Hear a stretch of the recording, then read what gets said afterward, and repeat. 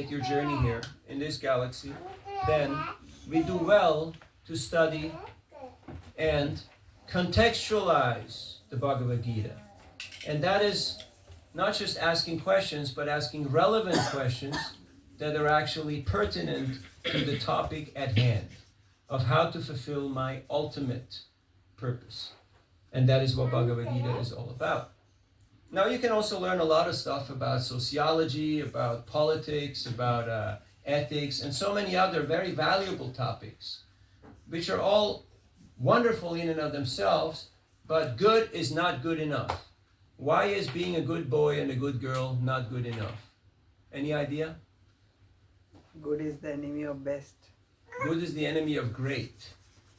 If you want to be great, sometimes you have to break a lesser rule in order to fulfill the ultimate rule.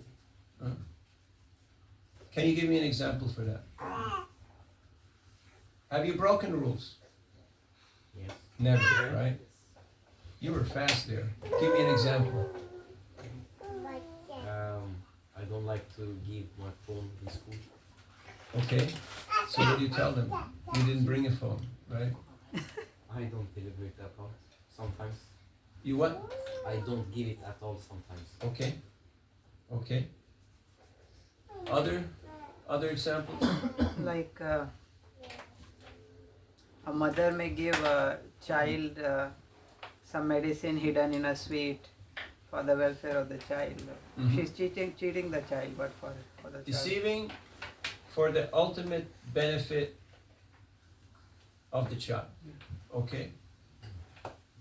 Maybe the ambulance driver might break the traffic rules, but Yes. it's to save the patient. Yes. Sometimes you see someone, they're not really fully aware, and they're walking into the street, they can't see that a truck is coming or a bus, and you just grab them and pull them out of the road. And they will say, "Hey, why are you doing this to me?" And you say, "Look, you've almost been hit." Or your neighbor's house is on fire, and they're stuck in the attic, and you go and you make a hole in the roof, help them escape. Now, if you do that in normal circumstances, make a hole in your neighbor's roof, not such a great proposition, right? But you can break a lesser rule in order to fulfill the higher rule, the ultimate rule. We all had at one point had to do that, consciously or unconsciously. Like I became a Hare Krishna devotee at the age of 15. I dropped out of 9th grade. Now you may ask yourself, how did I do that? That's a different story. But I had to break a lesser rule in order to fulfill the higher rule. And at some point, yes, you have to go against some of the norms in order to really make your offering, your contribution, to make a difference. And that is perfectly permissible. But that requires context. We have to understand context. And context is what Krishna is giving us here in the Bhagavad Gita in this dialogue with Arjuna. And it's a dialogue. There's questions and answers. Have you noticed? And that's why it's so relevant, and that's why it's so attractive, because it's relatable. Do you ever feel that this speaks to you? You ever open the Gita, you have a problem, and then the solution comes right there in the shloka? Has this ever happened to you? Are you reading the Gita? No? It would be good, right? It would be good. Now you may think like, wow, like after I gave that talk in Monterey, and these are like, from undergrad to PhD, one person came up to me, one girl, and said, "Did you read this entire book?" And I had to contain myself, not to chuckle. I was like, yeah, there's a lot of words in there. It's called education. But no, I said, yes, and a few others also. But we may say this is a huge book, but if you read one verse a day, how long will it take you to finish Bhagavad Gita? 2 years. 2 years. Is it doable? Yes or yes? Yes. Yes. Very good group. Okay? Now, if you want to sit in exit row, you have to say, yes, I am able and willing to open that window, that door. Otherwise, they'll seat you at the back of the plane in front of the toilet in a non-reclining seat, okay, as a punishment.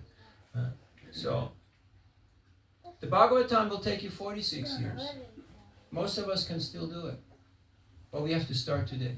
Do you have a program for reading, for studying? How many of you have a program for reading, for studying?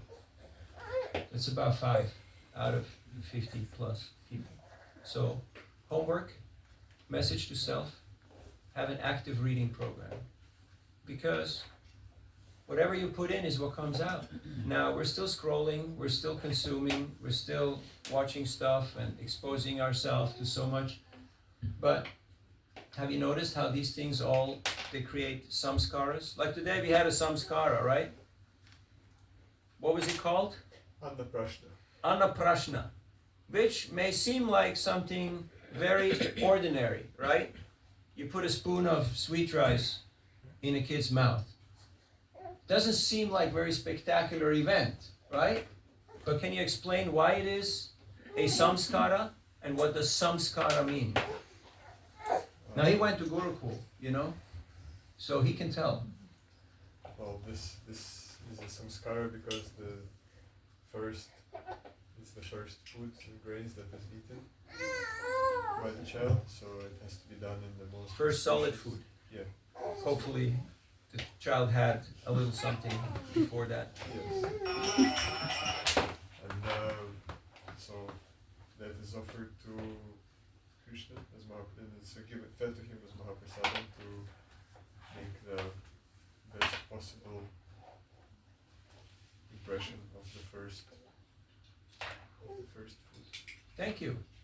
And the key word from what he just spoke about is impression. Impression. Vasanas.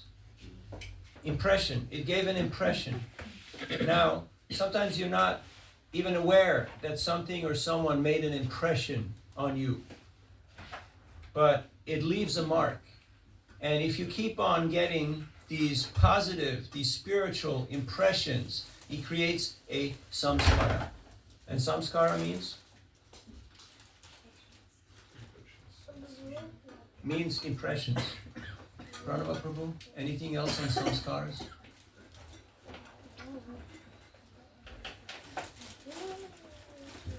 Any other definition of the word samskara? Reborn. In other words, you're a different person now. A rite of passage, like you, it's a samskara. So you have Garbhadhana samskara, before conception. Then you have name giving. Of course, after birth, there's so many different ones. Then the main ones, vivaha, marriage, 2 different stages. Brahmachari, grihastha, vanaprastha, sannyas. Then the ultimate one, you know, Ram Nam Satya Hai. You heard of that one? Yes. Sometimes people, they're doing amazing things, you know, to become popular. I know you don't do social media, right? You don't do media at all. You're living a happy, healthy life. But sometimes, like I was climbing the Great Wall of China near Beijing, and Mao Zedong said that if you climb that part of the Great Wall, you're actually known as a hero, you know, like as a true bona fide hero. It's very steep. And there were so many people up there with selfie sticks that they were basically running over each other and almost falling off the Great Wall.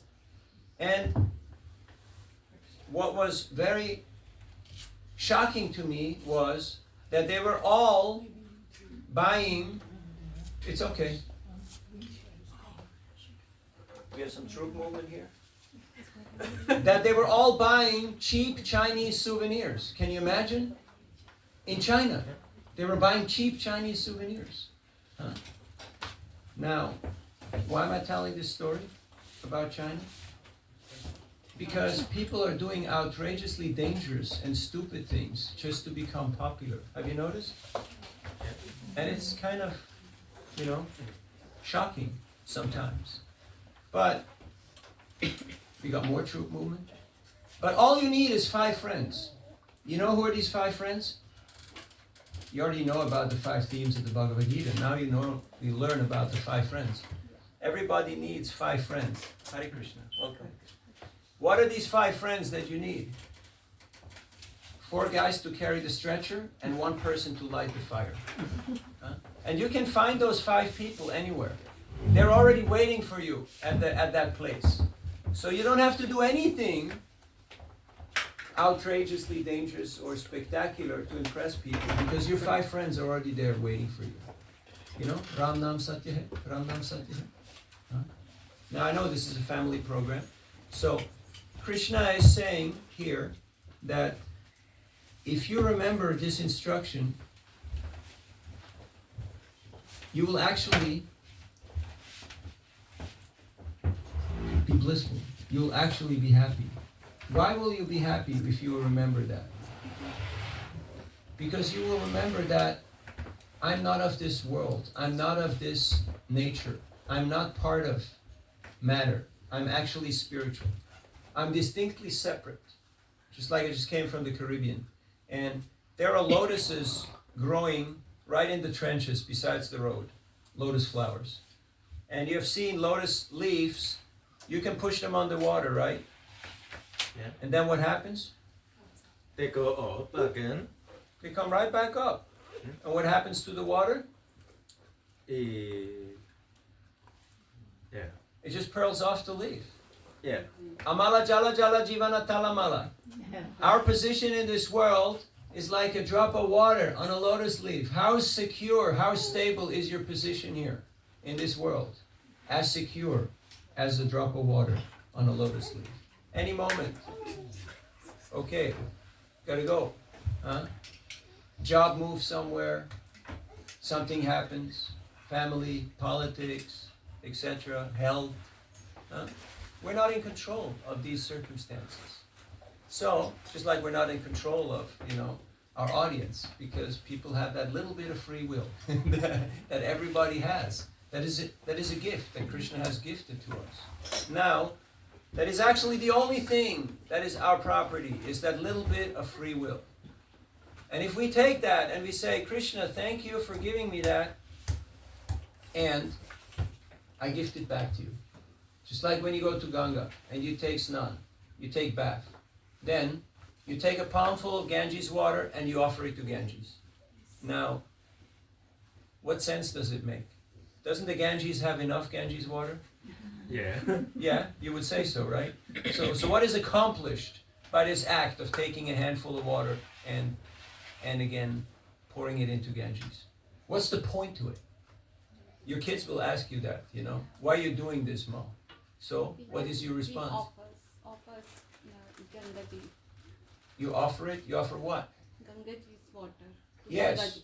Yeah. But she already has plenty of more water. What are you offering? Are you offering water or are you offering something else? Huh? Gratitude. Gratitude. Thank you. Your love. Your bhakti.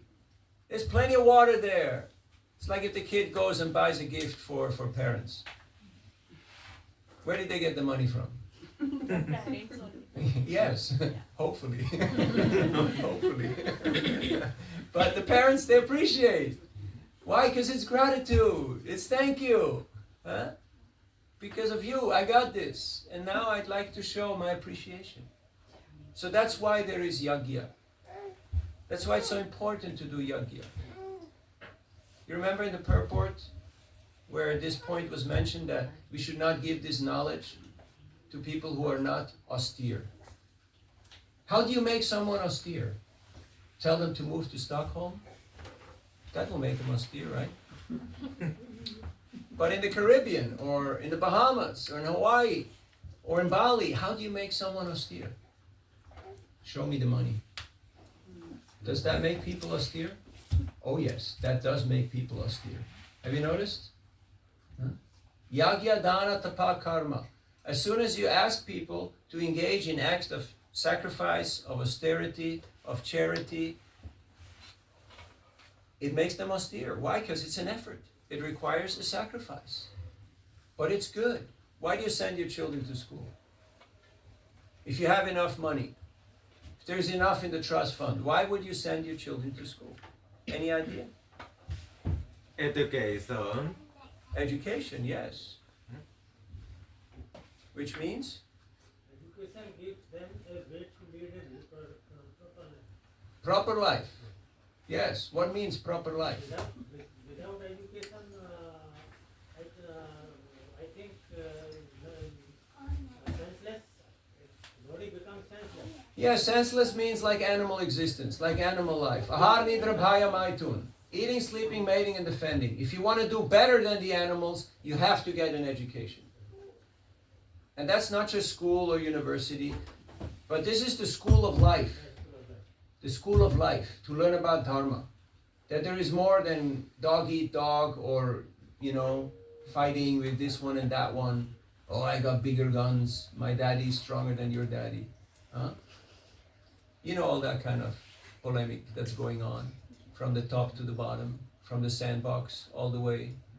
So, that's why we have to pay attention. But right now, because we cannot contextualize it, we think that this is archaic, this is ancient, this is... Huh? One fellow was challenging Srila Prabhupada. He said, Swamiji, why are you charging for this Bhagavad Gita? Huh? Krishna spoke Bhagavad Gita for free, right? So why are you asking people for money? You heard that argument before? Huh? Is God so broke that he has to ask for money all the time? Huh? No. So Prabhupada here responded. He said, yes, the knowledge is spoken for free. Where did Krishna speak Bhagavad Gita? The man said, Kurukshetra. Prabhupada said, yes. Kurukshetra, Delhi, 50 rupee transport charge. The man said, okay, I'll pay for transport, but I don't pay for the book. The man said, okay, the book is for free, but you give. That's the point. You do dan. You have to give something, because otherwise you'll take it for granted. Have you ever seen your eyelid? Have you seen your eyelid? In mirror. Why not? It's too close to you. You don't have context. You don't have perspective. You can't see it because it's so close to you. So in a similar way, when we hear about Atma, eternal, wise, blissful, we think like, sounds great, but I forgot. I got too absorbed in my current situation here. So Krishna is reminding us of this. And then this is Sambandha Gyan, knowledge about identity and relationship with the Lord, and also karma, kala, etc.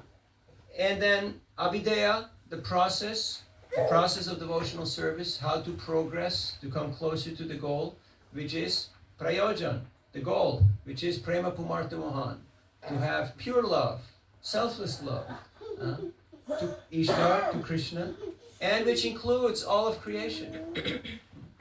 This is the message of the Krishna consciousness movement. We just try to translate it in a language that is accessible. We have 5 minutes for questions, comments, or reflections. You said Krishna is speaking. Who is Krishna? Krishna is the Supreme Personality of Godhead. How can you tell?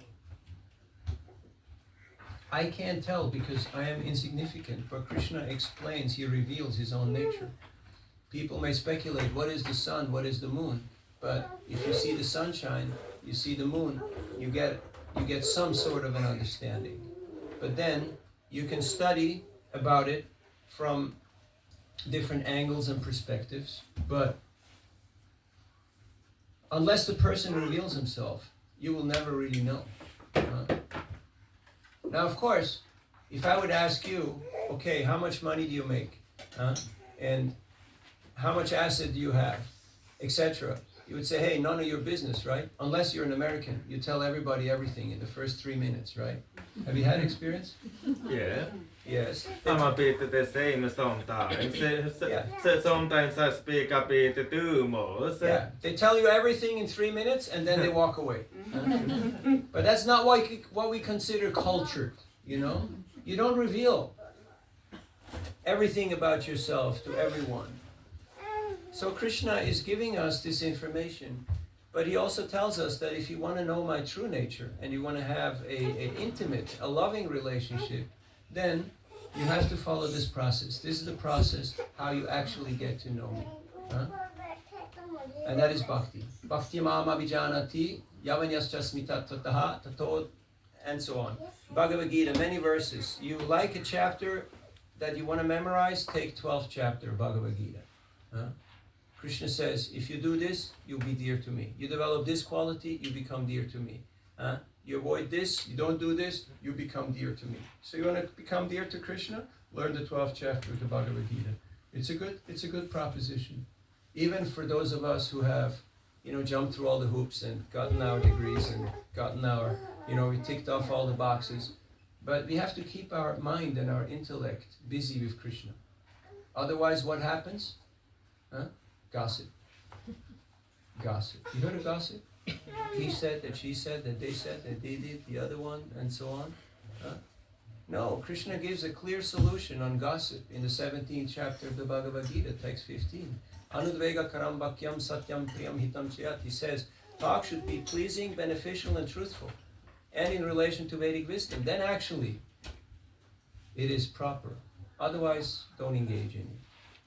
So there's a lot of sound, there's a lot of energy out there. Become more conscious. Renegotiate your relationship with technology. And you will see how your quality of life increases by at least 108%. Would you like to increase your quality of life by 108%? You know that little flight mode button? Yes. Use it, okay? Once you're walking out of the office, you push that button, and you'll notice how the quality of life will improve just by doing that. So I'm also here to appreciate my old friend Tapas Prabhu, who just passed away very short while ago, who is a selfless example of living the teachings of the Bhagavad Gita. He spent his whole life in distributing the Bhagavad Gita, in teaching it, in helping others to learn it, through running this temple here, through running restaurants, to being out and about in all over Scandinavia, sharing this message for decades, and being an illustrious example. He was an older brother to me. He bought me the proper Norwegian woolen underwear, which gets you through the winter in these, Arctic temperatures.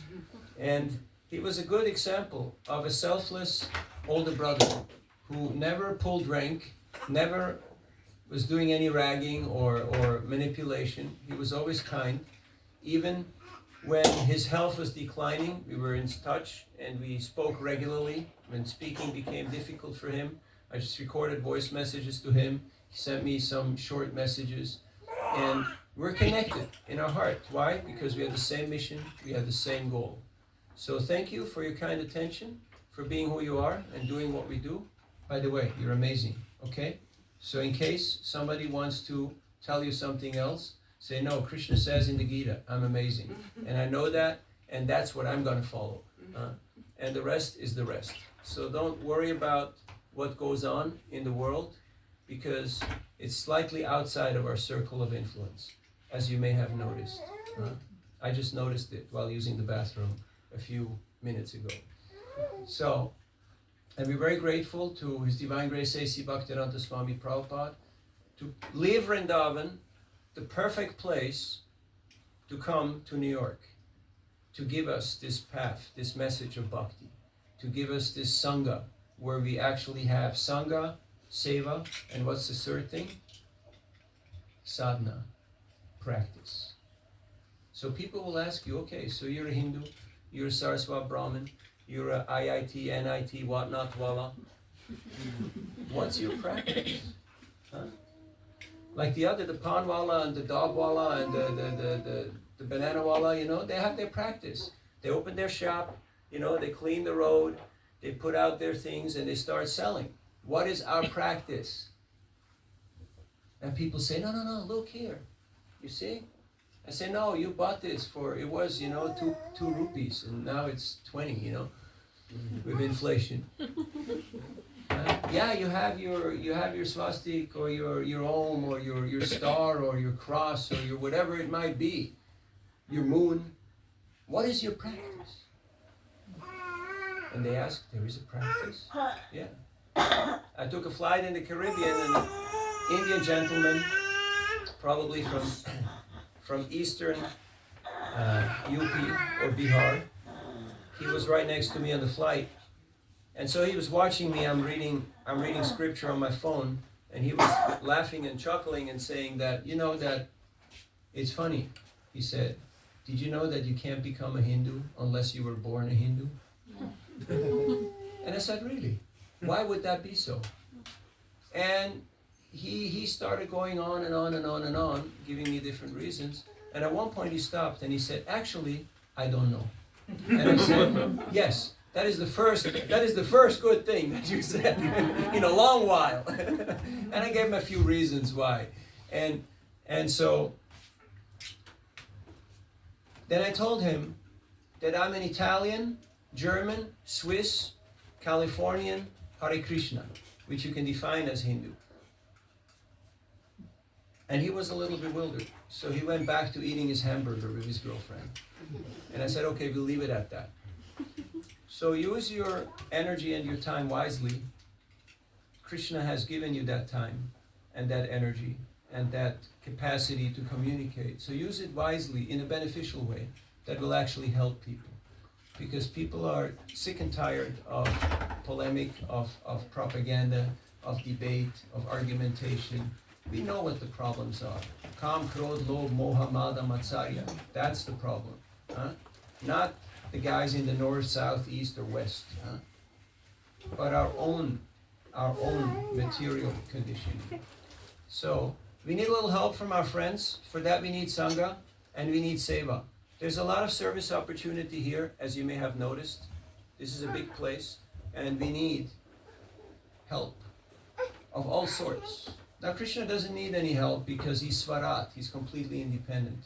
Like Mother Ganga, she doesn't need any Ganga job. She got plenty of that, and then some. But we need Seva. So, if you want to become part of the team, if you want to become part of the inner circle, if you want to get a higher security clearance, Seva is the key.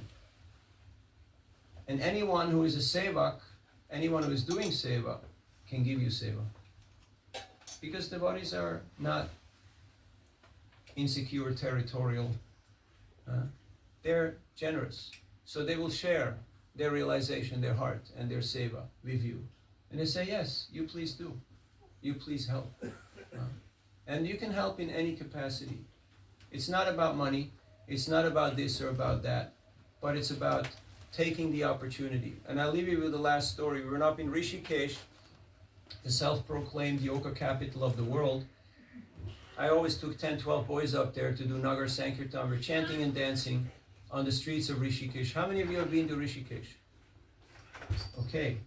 All the others, you should go there, okay? It's a nice place. And if you like, you want to dare a little, you go up to Badrinath. You can do Char Dham. But just Rishikesh, it's a really beautiful experience. It's on the foothill of the Himalayas, just where the Ganges comes down. It's pristine, you can drink it. You can see the bottom of the Ganges. And there's 3 big bridges. So in Lakshman Jula, the middle bridge, we're chanting and dancing. And because it's a small bridge, not a car bridge, only for foot traffic or scooters, we're creating a traffic jam. Jamila, you know? You know Jamila? Jam, yeah. So nothing moves. And people start honking and yelling. And after some time they realize this is not going to work. So what they do, they get off the scooter and they come and join the Harinam. So we're all just chanting and dancing. It just becomes a big crowd. Even the policemen, everybody, it's like Haribol. And there's a beggar there, not a sadhu, but a professional beggar, you know. So he's sitting there, and he's got his little cup, and he looks sad, and he's watching us. And after about 10 minutes, he decided that being a beggar is no fun. So he picks up his cup and puts it in his kurta pocket. And he comes down and he joins the Harinam. And he starts chanting and dancing. And after a while, he starts chanting and dancing really like, you know, Bollywood style, like really going out, like, you know, working the crowd.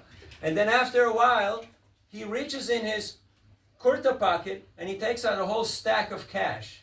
And he's waving it around like this.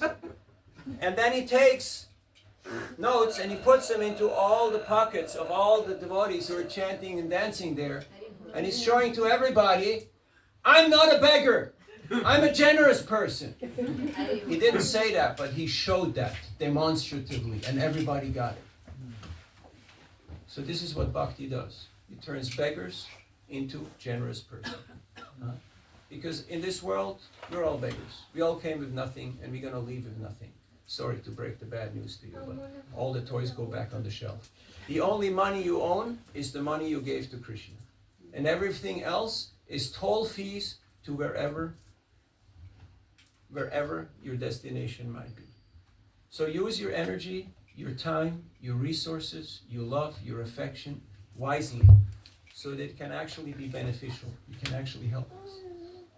We want to be part of the solution so we're not part of the problem. And that means taking that leap of faith, what Krishna is telling us here, surrender, yes. Give up a little bit of your ahankar, of your upadhi, your abhiman, and come closer to Krishna. We're all here for a certain purpose, not just to pay the bills and to kill time till time kills us, but we're here to achieve our ultimate objective, which is prema pumartha mohan, the highest aspiration, selfless, unconditional love to the Supreme, which includes all of creation, including this little universe, including everyone in it. So once you are in touch with the center, with the source, you're in touch and in harmony with everyone and everything. Thank you very much. Hare Krishna. Srimad Bhagavad Gita ki jai. Hare Krishna, Krishna Krishna, Hare Hare, Hare Ram, Ram, Hare Hare. Okay, now somebody has to tell us what we want, because usually there is some announcement after the talk. I have actually one question, but I don't know if you can take that. We want to chant Hare Krishna. You can try. Thank you. So Prabhupada made this very famous statement that impossible is in the Fool's Dictionary. And I kind of feel for myself at least, I'm so much like limiting myself, like saying, no, but this is, you cannot do that, this is just, you are so conditioned. How far can one stretch this statement in one's own life? And you said that soul is amazing and we have amazing capacity. Srila Prabhupada just proved it by his life, but he cannot be Srila Prabhupada. But can you mention something about that? Yes, thank you. Of course, the soul is Satchidananda, so Krishna can empower anyone and everyone who teams up with Krishna. At the same time, we have our nature and we have our limitations, we have our capacity, unless we're very, very evolved, very advanced. So to be aware of one's own nature and one's own capacity is important, and that's why we need friends. We need peers. Those are people who can challenge us, who can tell us what we don't like to hear, but what we need to hear. So that's why Sangha is important. Whether you're in whichever field, academics or spirituality or business or science, you have to have a peer group who can challenge you and who can show you your own limitations. It's important to be aware of that.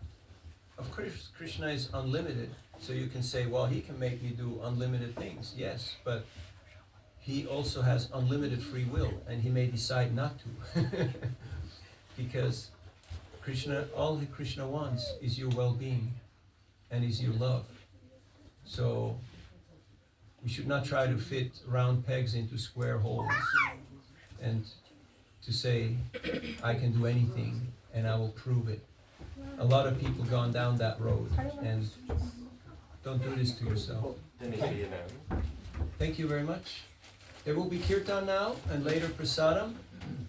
Hare Krishna. So don't leave yet. The best thing is yet to come. We do Hare Kirtan now, and after that there will be prasad for everybody. And if you want to find out more about seva and sadhana and sangha, just talk to any of the devotees who are resident here. I'm just a little guest. And I'm very happy to have had all of your association and be able to serve you by talking sharing a few insights on Bhagavad Gita. Hare Krishna. Jesus Christ, Navina Nirada, Prabhu Ki Jai.